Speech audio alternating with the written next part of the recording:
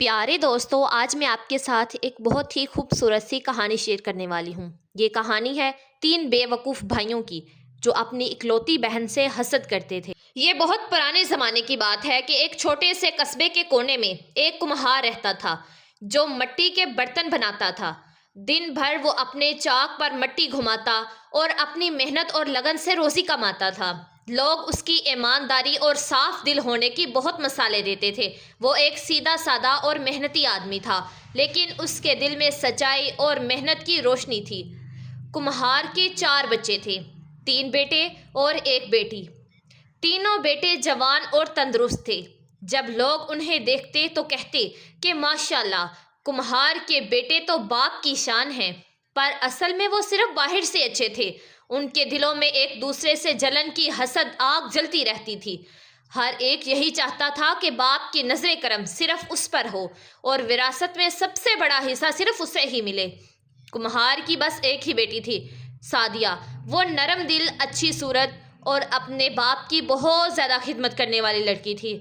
सादिया सुबह से शाम तक अपने बाप के काम में हाथ बटाती, खाना बनाती, पानी भरती और घर के कामकाज करती। और जब बाप थक जाता तो उनके पैर दबाती। उसके चेहरे पर हमेशा हया की चमक और आंखों में सुकून झलकता था। जब बाप बीमार हो जाता तो सादिया उनके सरहाने बैठकर दुआएं मांगती। वो कभी थकती नहीं थी। गांव के लोग कहते कि अल्लाह पाक ने कुम्हार को बहुत ही नेक बेटी दी है। बेटे तो सबको मिल जाते हैं, लेकिन ऐसी बेटी सिर्फ नसीब वालों को मिलती है। अल्लाह पाक कुम्हार की बेटी के नसीब अच्छे करे। जब ये बातें कुम्हार के बेटों के कानों में पड़ती तो उनके दिलों में जलन भर जाती। एक दिन बड़े बेटे ने दूसरे से कहा कि ये सब लोग हमेशा सादिया की ही तारीफ क्यों करते हैं? क्या हम किसी से कम हैं? दूसरा बोला कि अगर अब्बा ने सब कुछ उसके नाम कर दिया। तो तीसरा बोला कि फिर देख लेंगे हम। यूं उनके दिलों में हसद और जलन की आग गहरी होती जा रही थी। कुम्हार ने कई बार ये महसूस किया कि उनके बेटे अब पहले जैसे नहीं रहे हैं। वो आपस में कम बात करते, छोटी बातों पर लड़ पड़ते और बाप के सामने मुस्कुराहट के पीछे छुपे रहते। एक दिन शाम के वक्त जब सूरज ढल रहा था, कुम्हार चाक के पास बैठा मिट्टी घुमा रहा था। उसके हाथों में थकान थी और चेहरे पर सोच। सादिया आकर बोली कि अब्बा जान, आप आज बहुत उदास लग रहे हैं, क्या बात है? कुम्हार ने हल्की सी सांस ली और कहा कि बेटी, मिट्टी बहुत ही अजीब चीज़ है। हम उससे घुमाते हैं और वो हमारे हाथों की शक्ल में ढल जाती है, मगर एक दिन यही मिट्टी हमें अपने अंदर ले लेती है। ये सुनकर सादिया की आंख में आंसू आ गए। वो बोली कि ऐसा ना कहें अब्बा जान, अल्लाह पाक आपको लंबी उम्र दे। कुम्हार मुस्कुरा कर बोला कि बेटी, जिंदगी और मौत तो अल्लाह के हाथ में है, मगर मैं चाहता हूँ कि तुम हमेशा सच्चाई के साथ रहो। दुनिया बदल जाए, मगर नेकी कभी पुरानी नहीं होती। उस रात उसने अपने तीनों बेटों को अपने पास बुलाया। तीनों बेटे पास आए, मगर उनके चेहरों पर बेदिली सी नजर आ रही थी। कुम्हार ने कहा कि मेरे बेटो, जिंदगी में सब कुछ बदल जाता है, कोई चीज़ पहले जैसी नहीं रहती, मगर ख़ानदान और मोहब्बत का रिश्ता नहीं बदलना चाहिए। अगर कभी मैं ना रहूं तो आपस में लड़ना झगड़ना मत, मोहब्बत और प्यार से रहना। बड़े बेटे ने लापरवाही से कहा कि आप फिक्र मत करें अब्बा, हम भाई हैं, सब कुछ समझते हैं। कुम्हार ने उनके चेहरों को देखा और आहिस्ता से कहा कि अल्लाह पाक तुम्हारे दिलों में वो बात सच्ची हो जो जुबान कह रही हो। फिर उसने अपनी बेटी सादिया को बुलाया। वो अदब से आकर बाप के कदमों में बैठ गई। कुम्हार ने उसके सर पर हाथ रखा और कहा कि मेरी बेटी, तुम मेरे दिल का सुकून हो। अगर कभी मैं ना रहूं तो सब्र करना, अल्लाह पाक सब देखता है। सादिया के आंसू बहने लगे। वो बोली कि अब्बा जान, आपकी दुआ मेरे लिए सब कुछ है। कुम्हार ने आसमान की तरफ देखा। चांद आहिस्ता आहिस्ता उभरता जा रहा था। उसने सर झुकाया और दिल ही दिल में दुआ की कि ऐ परवरदिगार, मेरे बच्चों के दिलों को सीधा कर दे, मेरे बाद उनके दरमियान मोहब्बत कायम रखना। सादिया उस रात बहुत देर तक जागती रही। उसके दिल में एक अजीब सा खौफ था कि जैसे आने वाले दिन बहुत कुछ बदल जाएगा। दूसरी तरफ तीनों बेटे अपने अपने कमरों में सोने के लिए चले गए, मगर उनके दिलों में हसद की आग अभी भी जल रही थी। कुम्हार की जिंदगी के दिन अब गिने जा चुके थे। बुढ़ापा अपनी गिरफ्त मजबूत कर चुका था। مگر اس کے چہرے پر ابھی بھی اطمینان تھا، کیونکہ اس نے اپنی محنت سے زندگی گزاری تھی اور اللہ کے سامنے شرمندہ ہونے والی کوئی ایسی بات اس کے دل میں نہ تھی۔ مگر قسمت نے اس کے لیے ایک ایسا امتحان رکھا تھا جو مرنے کے بعد بھی اس کے گھر والوں کے لیے اصل پہچان دنیا کو دکھانے والا تھا۔ کمہار کی عمر اب بالکل ڈھل چکی تھی، اس کے بالوں میں سفیدی اتر آئی تھی، چہرے پر جھڑیاں بھر چکی تھی اور آنکھوں کی چمک مدھم ہونے لگی تھی، مگر اس کے ہاتھ ابھی بھی چاک پر چلتے تھے۔ مٹی گھومتی رہتی اور وہ کہتا رہتا کہ جب تک سانس ہے روزی حلال کماتا رہوں گا۔ بیٹی سعدیہ اکثر باپ کو سمجھاتی کہ ابا جان اب آپ آرام کر لیجئے، میں سب سنبھال لوں گی کام۔ کمہار مسکرا کر جواب دیتا کہ بیٹی یہ ہاتھ جب تک مٹی کے ساتھ جڑے ہیں دل مطمئن رہتا ہے۔ سعدیہ خاموش ہو جاتی کیونکہ وہ جانتی تھی کہ اس کے ابا کی زندگی ہی محنت میں ہے، مگر دوسری طرف بیٹے دن بدن دور ہوتے جا رہے تھے۔ بڑا بیٹا اب کاروبار کے خواب دیکھنے لگ گیا تھا، وہ اکثر دوستوں میں بیٹھتا اور کہتا کہ میں یہ برتن بنانے والے کام چھوڑ دوں گا، شہر جا کر بڑی دکان کھولوں گا۔ درمیانی بیٹا سوچتا کہ میں باپ کے بعد گھر کا مالک بنوں گا، سب کچھ میرے حکم سے ہوگا۔ چھوٹا بیٹا حسد سے بھرا ہوا تھا، وہ اپنی بہن سعدیہ کو دیکھ کر کہتا کہ یہی ابا کی آنکھ کا تارا ہے، ہم چاہے کچھ بھی کر لیں انہیں بس یہی نظر آتی ہے۔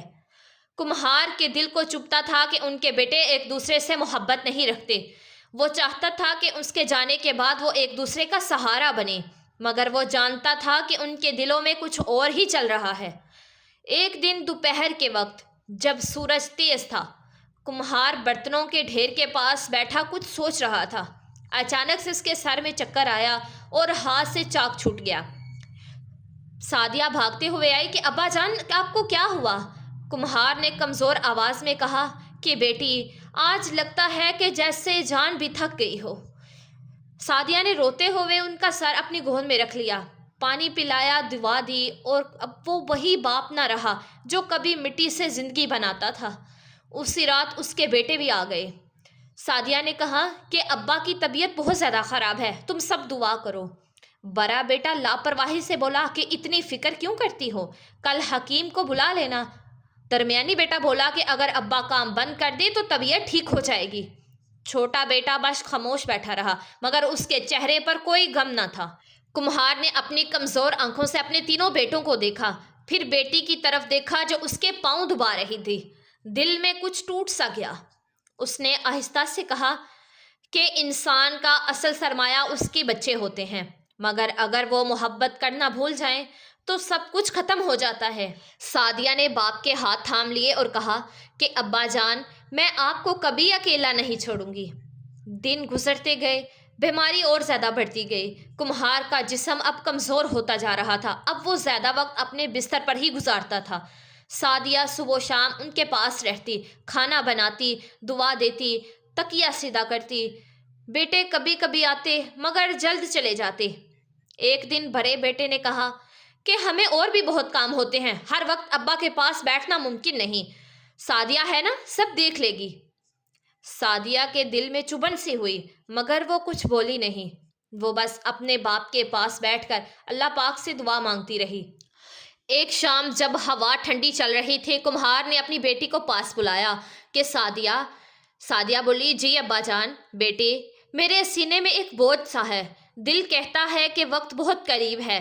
سعدیہ کے ہاتھ کانپ اٹھے۔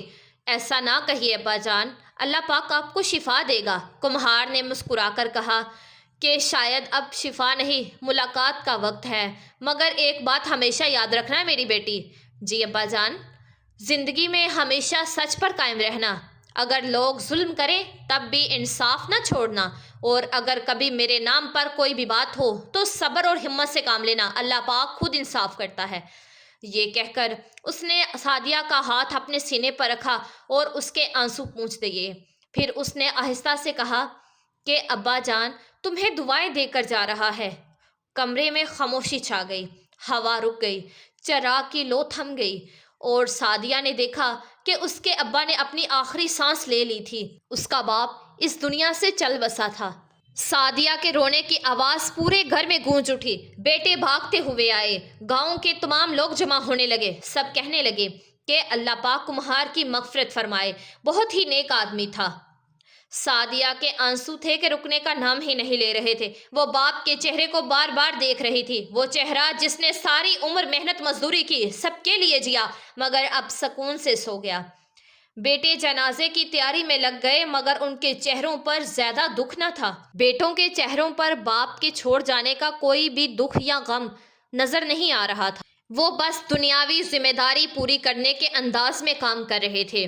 سعدیہ نے چپ چاپ کفن تیار کیا، پانی گرم کیا اور ہاتھوں سے باپ کا چہرہ صاف کیا۔ اس کے لبوں پر بس ایک ہی دعا تھی کہ اے اللہ پاک، میرے ابا کو اپنی رحمت میں جگہ دینا، وہ سچے اور نیک انسان تھے۔ رات گزر گئی، صبح کا وقت آیا، لوگ جنازے کے لیے جمع ہونے لگے۔ سعدیہ کی آنکھوں میں نیند نہیں تھی، وہ ساری رات باپ کے سرہانے بیٹھی رہی تھی، مگر اس سے کیا ہی خبر تھی کہ اب اس جنازے پر ایسا امتحان آنے والا ہے جو سب کے چہرے بے نقاب کر دے گا، ایسا واقعہ جو پورے گاؤں کو حیران کر دیا اور بتائے گا کہ اصلی وارث کون ہے۔ جب کمہار کی روح نے جسم کا ساتھ چھوڑ دیا، گاؤں کے لوگ غمگین تھے۔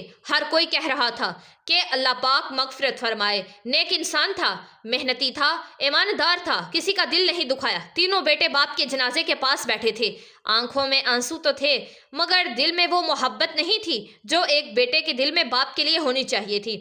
وہ زیادہ فکر میں تھے کہ اب باپ کے بعد دکان کس کو ملے گی، گھر کی چابی کس کے پاس جائے گی اور کون سب سے زیادہ بڑا کہلائے گا۔ جب جنازہ تیار ہوا تو لوگ کاندھا دینے لگے، پورا گاؤں ساتھ تھا، کچھ دوست، کچھ رشتے دار۔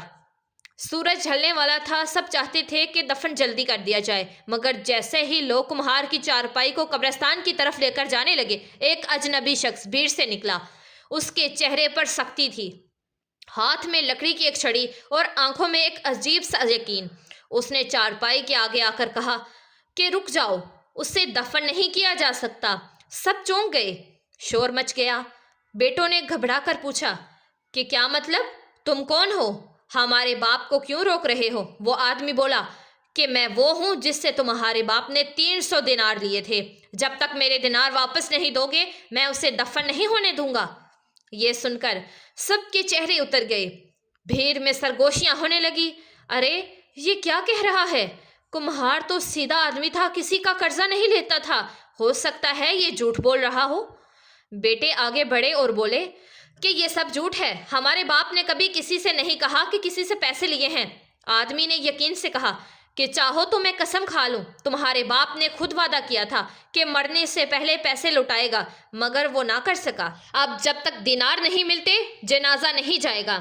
یہ کہہ کر اس نے چارپائی کا پایا مضبوطی سے تھام لیا۔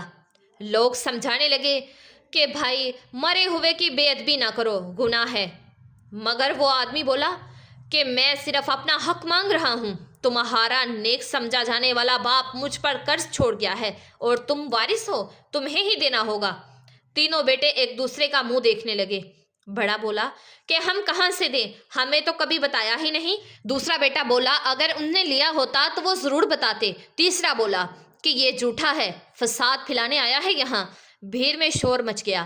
کسی نے کہا کہ اگر سچ ہے تو ثبوت دکھاؤ، کسی نے کہا کہ پہلے دفن کر لو بعد میں بات کر لینا، مگر وہ شخص اپنی بات پر اڑا رہا کہ نہیں، جب تک میرا قرض نہیں ملے گا میں یہاں سے نہیں ہٹوں گا۔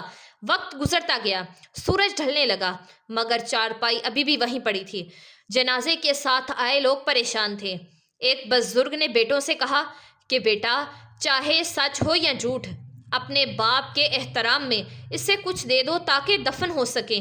باپ کی لاش زمین پر پڑی ہے اور تم لوگ بحث کر رہے ہو، مگر بیٹے خاموش رہے، کسی کے دل میں بھی رحم نہ آیا۔ تبھی کسی نے کہا کہ اس کمہار کی ایک بیٹی بھی تو ہے نا، اسے بلاؤ، شاید وہ کچھ کر سکے۔ گاؤں کا ایک لڑکا بھاگ کر اس کی بیٹی کے پاس پہنچا کہ بی بی آپ کے باپ کو دفن ہونے نہیں دے رہے، کوئی کہتا ہے کہ 300 دینار لینے ہیں۔ بیٹی یہ سنتے ہی کانپ اٹھی کہ اس کے چہرے کا رنگ ہی اڑ گیا، آنکھوں میں آنسو بھر آئے کہ کیا میرے باپ کو ابھی تک دفن نہیں ہونے دیا؟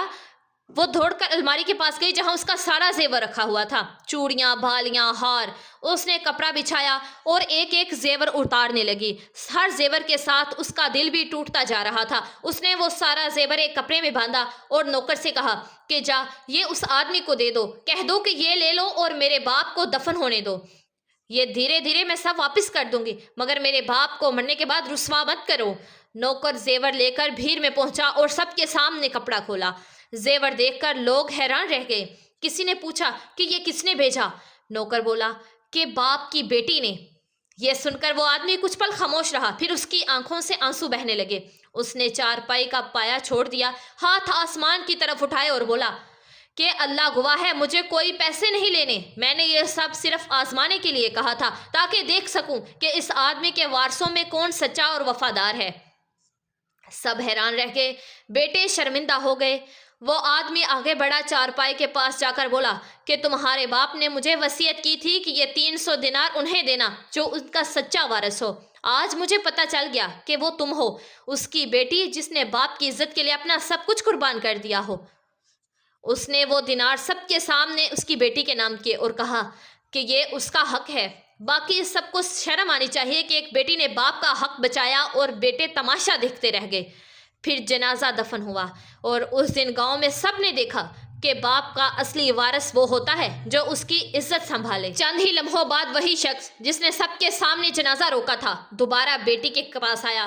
اس نے دھیرے سے کہا کہ بیٹی، تم نے جو بھی کیا ہے وہ دنیا کے لیے ایک مثال بن جائے گا۔ میں تمہارے باپ کا پرانا دوست ہوں۔ اس نے مرنے سے پہلے مجھے وصیت کی تھی کہ اگر اس کے مرنے کے بعد تمہارے بھائیوں نے دنیا داری میں الجھ کر اپنا فرض بھلا دیا کہ میں ان کی آزمائش ہوں گا۔ بیٹی نے چونک کر اس کی طرف دیکھا۔ وصیت؟ کیا میرے باپ نے واقعی کچھ کہا تھا؟ آدمی نے سر ہلایا کہ ہاں، اس نے کہا تھا کہ میرے مرنے کے بعد میری اولاد میں سے جو بھی میرا قرض ادا کرنے کو تیار ہو وہی میرا سچا وارث ہوگا، کیونکہ جو اولاد باپ کی عزت بچا لے وہی اس کی امانت سنبھالنے کے لائق ہے۔ یہ سن کر بیٹی کے ہونٹ کپ کپانے لگے۔ یعنی کہ میرے باپ نے میرا امتحان رکھا تھا۔ وہ آدمی مسکرایا کہ نہیں، تمہارے بھائیوں کا، مگر سچ تو یہ ہے کہ تم پاس ہوئی اور وہ ناکام ہوئے۔ وہ شخص بولا کہ یہ تمہارا حق ہے، اور یاد رکھو بیٹی، کبھی کبھی اللہ پاک بندوں کو مال سے نہیں نیت سے آزماتا ہے۔ تم نے دنیا کے سامنے ثابت کر دیا کہ ایمان دولت سے بھرا ہوتا ہے۔ اس سے بعد اس نے وہ دینار غریبوں میں بانٹ دیے، کسی کو کھانے کے لیے دیا، کسی کو دوائی کے لیے، کسی کو اپنی جھونپڑی بنانے کے لیے۔ وہ خود خالی ہاتھ رہی، مگر دل میں ایک سکون کی دولت لے کر لوٹ آئی۔ جب لوگوں کو پتہ چلا کہ اس نے دینار بانٹ دیے ہیں تو گاؤں بھر میں اس کی نیکی کی بات ہونے لگی۔ کوئی کہتا کہ یہی ہے وہ بیٹی جو ماں باپ کی آنکھوں کا نور ہوتی ہے۔ کوئی کہتا کہ اگر ہر گھر میں ایسی بیٹی ہو تو دنیا میں کبھی بے وفائی نہ ہو۔ مگر اس کے بھائی شرم سے سر جھکائے رکھے۔ انہیں سمجھ میں آ گیا تھا کہ باپ کے بعد عزت وراثت میں نہیں ملتی، وہ وفا، سچائی سے کمائی جاتی ہے۔ ایک رات جب تینوں بھائی آپس میں بیٹھے، بڑا بھائی بولا کہ ہم نے باپ کی زندگی میں صرف دولت دیکھی، اس کا دل نہیں دیکھا۔ ہم سمجھتے تھے کہ محبت دکھانے سے کمزوری آ جائے گی، مگر آج پتہ چلا کہ کمزور تو ہم خود تھے۔ دوسرا بولا کہ ہمیں لگتا تھا کہ باپ نے ہمیں وارث بنایا، مگر اصلی وارث تو ہماری بہن نکلی۔ تیسرا بولا کہ ہم نے اس کا مذاق اڑایا، اس کے خوابوں کو کمزور کہا، مگر وہی ثابت ہوئی کہ اصلی طاقت محبت میں ہوتی ہے۔ تینوں نے فیصلہ کیا کہ بہن سے معافی مانگیں گے۔ اگلے دن وہ اس کے گھر گئے۔ دروازے پر وہی پرانی مٹی کی خوشبو تھی، وہی دیا جل رہا تھا جو ان کے باپ کی زندگی میں ہر شام جلتا تھا۔ بیٹی نے دروازہ کھولا، انہیں دیکھا اور مسکرا کر کہا کہ آؤ بھائیو، تم آئے تو خوشی ہوئی۔ تینوں کی آنکھوں سے آنسو بہہ نکلے۔ بڑے نے کہا کہ ہم گناہگار ہیں بہن، تم نے وہ کیا جو ہم نہ کر سکے، تم نے باپ کی عزت بچائی اور ہم خاموش تماشائی بننے رہے، ہمیں معاف کر دو۔ بہن نے نرم لہجے میں کہا کہ بھائیو، باپ کی تربیت میں ہمیں جھگڑنا نہیں، جوڑنا سکھایا تھا۔ میں نے تم سے بدلہ نہیں، دعا مانگی تھی، اور دعا کبھی خالی نہیں جاتی۔ پھر اس نے تینوں بھائیوں کو گلے سے لگایا۔ وہ لمحہ اتنا پرنور تھا کہ جیسے پورے گھر میں برکت اتر آئی ہو۔ گاؤں کے بزرگ کہتے ہیں کہ اس دن اس گھر کی فضا ہی بدل گئی تھی، آسمان پر رحمت کے بادل چھا گئے، اور لوگ آج تک اس بیٹی کو یاد کرتے ہیں جو اپنے باپ کے لیے عزت کی ڈھال بن گئی۔ جی تو میرے پیارے دوستو، یہ ویڈیو آپ لوگوں کو کیسی لگی؟ اگر اچھی لگی ہو تو ہمارے چینل نمرا وائس سٹوریز کو لازمی سبسکرائب کیجئے گا، ویڈیو کو لائک کر دیجئے گا اور بیل آئیکن کے بٹن کو پریس کر دیجئے گا۔ دعاؤں میں مجھے یاد رکھیے گا اور اپنا ڈھیر سارا خیال رکھیے گا۔ جزاک اللہ۔